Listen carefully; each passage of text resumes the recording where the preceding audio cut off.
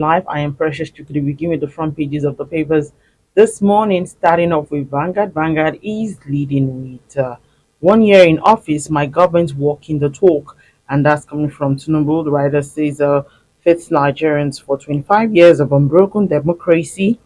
Says we must build a nation for generations unborn. Flags of recitation of new national anthem. Nigeria, we hail thee to forward the 2024 supplementary appropriation bill soon. National Assembly expecting your appropriation bill. Akpabio tells TINUBU. We can also see photo story showing a Delta State Praise Day and Kenya's president receive Igimoko Day. Emirship tussle. NBA fumes CJN summons FHC Kano CJs over conflicting orders. First anniversary. I've kept faith with my promises, and that's coming from Borivori. Our stories above on page 11. Biafra Day, Mbah police move against sit at home. 15 new high-capacity ferries will boost Lagos economy, and that's coming from Sanwo-Olu. Edo Guba, government APC war over attack at a voters registration center. New export policy underway as MPA orders new requirement for exporters. And lastly, on the front page of Vanguard, we have Super Eagle in race against time to learn new old anthem. Moving on to the Punch newspaper. The Punch is leading with first anniversary. Federal government plans a supplementary budget once against foreign aid. We have stories above. Emirate tussle. CJN summons the judges over conflicting orders at Kano bans protest. Also, we have a 50,000 naira grant. 400,000 beneficiaries get 20 billion naira.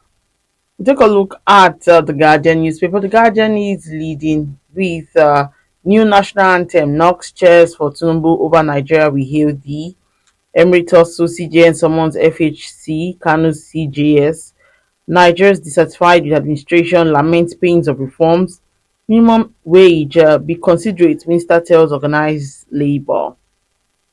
Take a look at the Nation newspaper. The Nation is leading with NBA judges conduct in Kano a disgrace. Nigeria we hail the returns of national anthem. Free ride on Abuja Metro line for 6 months. TINUBU opens project. Sanwo-Olu deploys 15 high-capacity passenger ferries on waterways.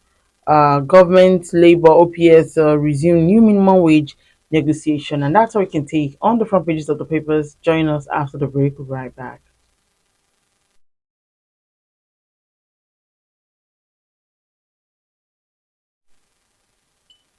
All right, welcome back. If you're just joining, it's still today in the news on Vanguard Live. I am Precious Chukudi, and joining me to talk about some of the stories on the front pages of the papers this morning is Mr. Ludayo Mayowa, publisher, Global Financial Digest. It's good to have you join me this morning, sir. Good morning. Thanks for having me today. All right, let's delve into what we have, and of course, it's 1 year in office for the president, and the president yesterday said that he has assessed his performance in the last 366 days and gave himself, thumbs up, saying his government is walking the talk. How do you assess this administration in the last 1 year? Thank you very much. It's very easy for us to give ourselves pass mark, in the exams, but the people who mark the result will determine whether it's called a pass or not. And the metrics for assessing a government has it been taking care of the welfare of the people? Are people more secure than they used to be in the previous administration? And what are the data? What are the statistics that back all this plot? For example, before TINUBU was inaugurated, inflation was probably less than 20%. It's now about 37%.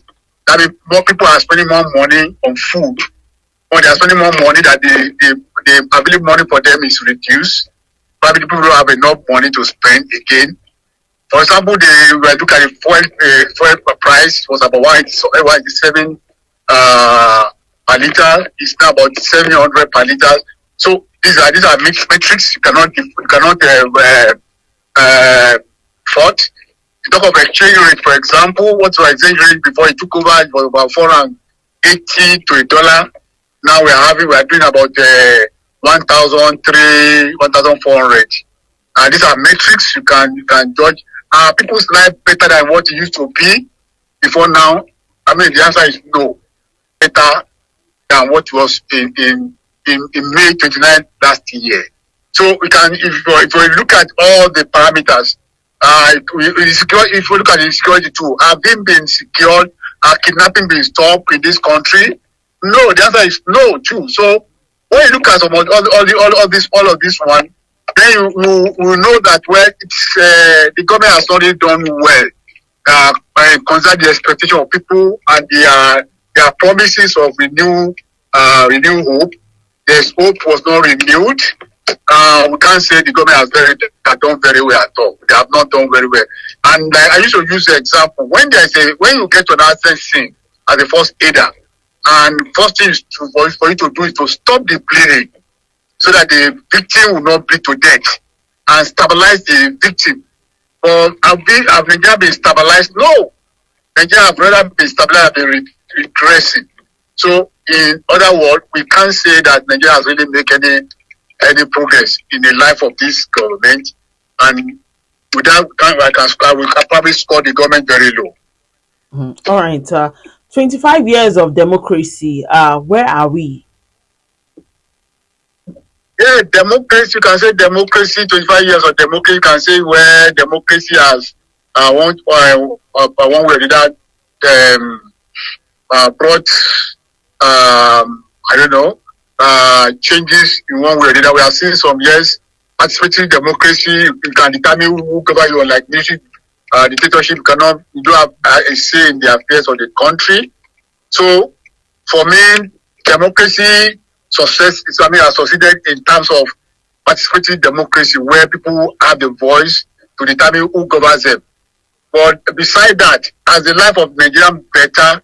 I don't think so. Maybe at the initial level during the Obasanjo government, we have semblance of improvement, the rebuilding of the middle class. But over the year, we have seen consistent, progressive deterioration in the lifestyle of Nigerians. So for me, I can give democracy pass mark, because I don't under democracy than military government. But I, in my own opinion, it was the military that brought us to where we are today. So perhaps we have not intervened in our politics. Probably we have grown better than this. We have achieved more than this. And so for me, I still vote for democracy, regardless of our shortcomings, our flaws, and our downwards movement. All right. Yesterday, the president, flagged off the old national anthem. What's your take? Do you think this is what we need now? It's the most ridiculous policy of government I've ever witnessed, really. The national anthem adopted today was written by colonialists, or first or not by colonialists, was not written by Nigeria. So it was, are we going backward or moving forward? This and the one they discarded was written by Nigerian for Nigeria. So for me, if you want, for example, if something goes wrong in Nigeria, for example, somebody stole money, there's corruption, you say, hey, I hate Nigeria, I know Nigeria will hate it. It's a sign of our dissatisfaction with the system. When we water such thing, we say, hey, Nigeria will hate it. It's a sign, it's a spoken word of our dissatisfaction for what is going on in Nigeria. So is that the same anthem that we are adopting today, and to achieve what? So for me, it's very ridiculous, very embarrassing, and very backward thinking. That's where I look at it. All right. Some people have the opinion that the lyrics in the old national anthem is something that can bind Nigerians together. What do you make of that? But what way? Alright, patrol. Calling us to actions, calling us to defend our country, to fight, to love our fatherlands, to defend our country, to do the right things.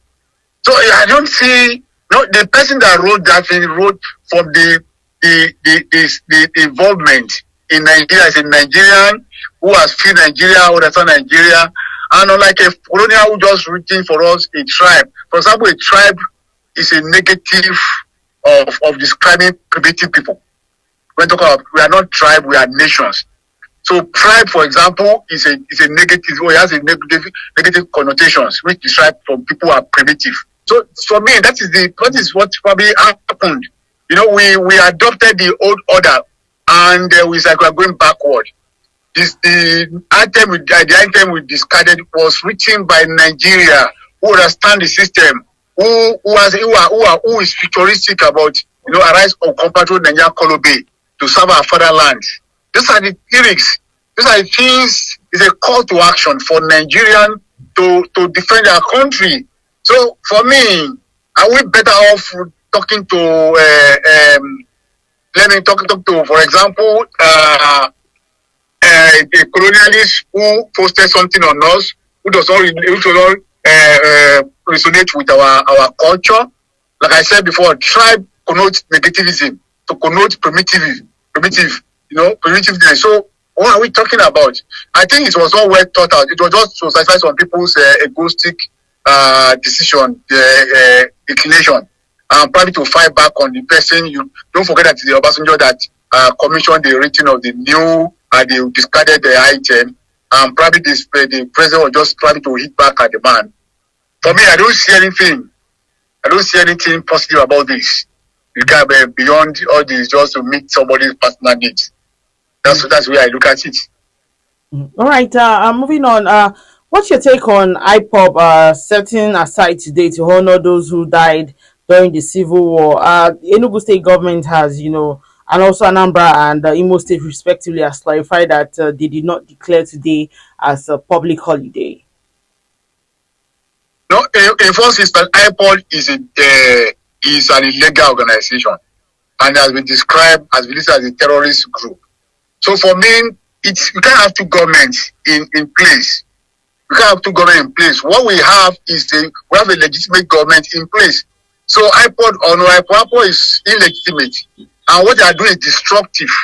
They are not really helping the system in any whatever way, and they are just disrupting people's government, and people are just exploiting the situation just for their own selfish interests. And I think that's not the way to go. Government should actually move and actually ensure that it was properly, they crush them. That's where I look at it, because they are not serving any purpose. And they are just destroying people's businesses. People are losing money, you know, in this business. So what are we talking about? All right. Moving on.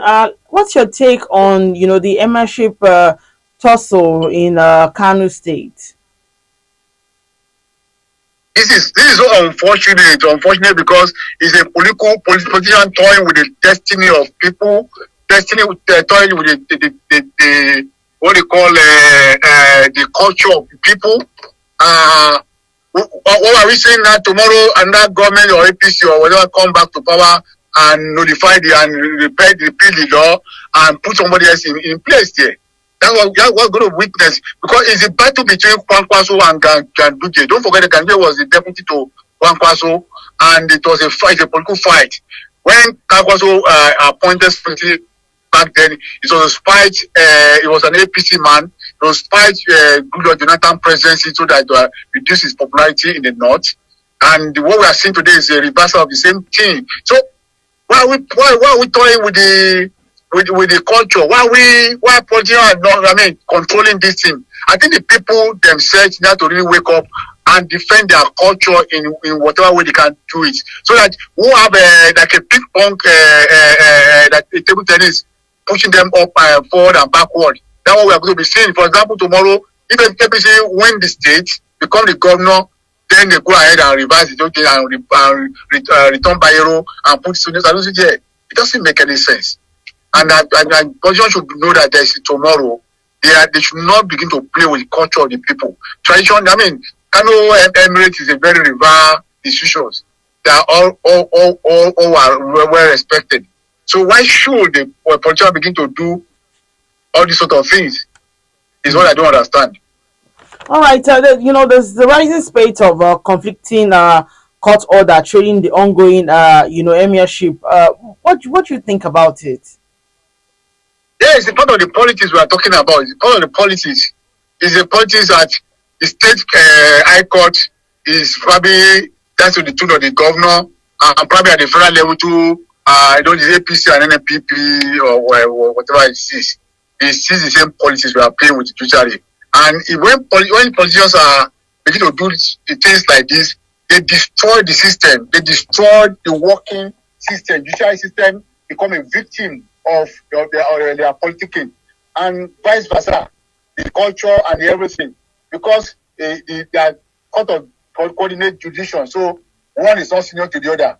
I think, and we have to blame our lawyers too, who are always shopping for forum to get for judges to do their own bits, and that's what we are seeing happen today. And this leads to the destruction of the system, leads to destruction of our judicial system in any way, because it undermines the confidence of the people in the judiciary to educate properly.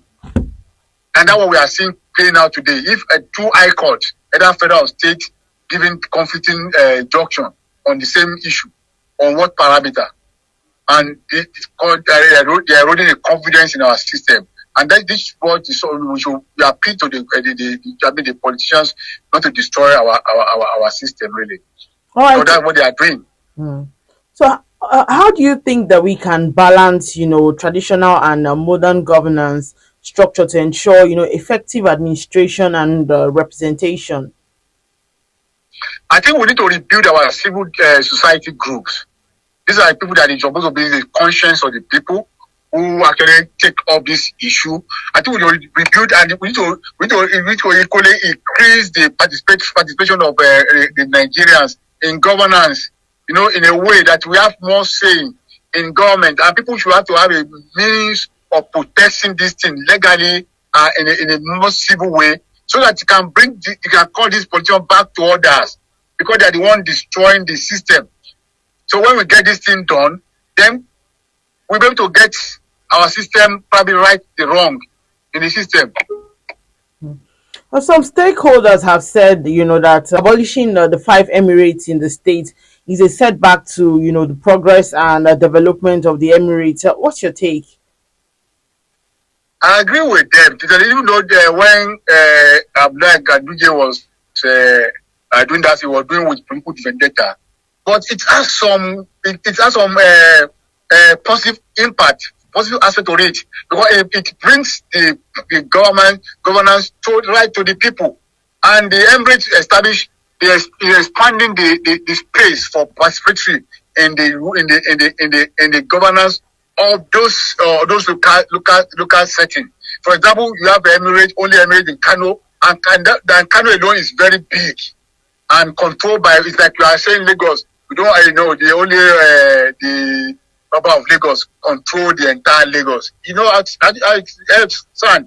reduces the participation of other interests in the system. So the established Emirate has its own significance in the life of the Kano people. So abolishing them is like we are reversing progress. It's a reversing progress because some progress have been made in the last 5 years or so of they being there. So the repealing of the law is like reversing progress in those areas of governance. It have a very significant negative impact on the people as well. So, like I said, that people must ready to defend their culture, either to judicial system. People should go to court and test the law, the new law that we test the law to the Supreme Court. That's the way that can strengthen democracy instead of it. People really see it and challenge it to the Supreme Court, so that we have a legal establishment for some of this action, so that can deter the politicians from just playing with the life of the people and the culture of the people. All right, let's take a look at Mr. and Mrs. And Mr. is speaking this morning. He says, Sandra, I have no time for frivolity today. Please let the sleeping dog lie. And Mrs. responds and says, of what use is a dog that sleeps when it is needed? Well, the dog may sleep as it pleases now, but nobody will pay any attention if it wags its tail at night. I like the way they play with words, just to push it. For example, the little thing that just happened there will have caused a major implosion in that family. But playing with words help them to cool down the tensions and to probably rebalance their conversation in the family. And like I said, I wish many family pay attention to this. It lose those who no cause a conversation on their cartoon man, but it make a significant impact in family, rebuilding family culture of conversation. The whether I raise the tension, the woman came back with a playing with words about sleeping dogs and the rest and cool the tension. So I think it's a very good input to building home, building family, building marriage in our society, and I recommend to families to actually pay attention to this cartoon. It will help them in really understanding the need to maintain stability in the home. All right, thank you so much, Mr. Oludare Mayowa, publisher of Global Financial Digest. Thank you for sharing your thought with us this morning. Having today and have a lovely day. Yeah. Also, remember that you can equally like, share, and subscribe on all our social media platforms showing on your screen. To find out today's stories, go to our website www.vanguardindia.com to find out more. I am Precious Chukudi, and thank you for watching.